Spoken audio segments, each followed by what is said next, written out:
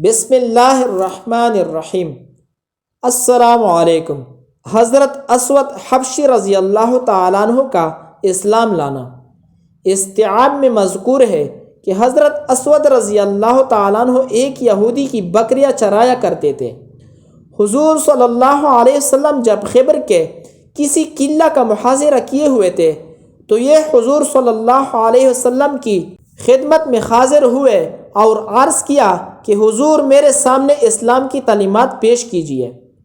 چنانچہ آپ صلی اللہ علیہ وسلم نے اسلام کی تعلیمات ان کے سامنے پیش کی اور یہ ایمان لے آئے۔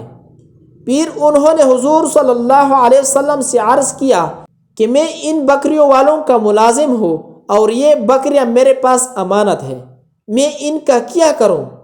آپ صلی اللہ علیہ وسلم نے ارشاد فرمایا کہ ان کے منہ پر کینکریاں مار دو، یہ اپنے مالک کے پاس لوٹ جائے گی۔ چنانچہ حضرت اسود حسب حکم کھڑے ہوئے اور کینکریاں لے کر بکریوں کے منہ پر مار دی اور کہا کہ تم سب اپنے مالک کے پاس چلی جاؤ، اب میں کبھی بھی تمہاری نگہبانی نہیں کروں گا۔ یہ سن کر بکریاں اس طرح مجتمع ہو کر چل دی جس طرح کوئی نگہبان ان کو ہن کر لے جا رہا ہو، اور اس طرح وہ اپنے مالک کے گھر پہنچ گئے۔ اس کے بعد حضرت اسود رضی اللہ تعالیٰ عنہ مسلمانوں کے ہمراہ کفار سے مقابلہ میں شریک ہوئے اور لڑتے لڑتے شہید ہو گئے۔ حضرت اسود رضی اللہ تعالیٰ عنہ کو اسلام لانے کے بعد ایک بھی نماز پڑھنے کا موقع نہیں ملا۔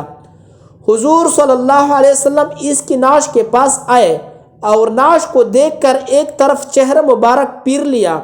لوگوں نے آپ سے اس اعراض کا سبب پوچھا تو آپ صلی اللہ علیہ وسلم نے ارشاد فرمایا کہ اس وقت ان کے پاس جنت کی حوروں میں سے 2 بیویاں ہیں جو ان کے گرد آلود چہرے کو صاف کر رہی ہے اور یہ کہہ رہی ہے کہ اللہ اس شخص کا چہرہ گرد آلود فرمائے جس نے تیرے چہرے کو گرد آلود کیا ہے، اور جس نے تجھے قتل کیا ہے اللہ اس کو قتل فرمائے۔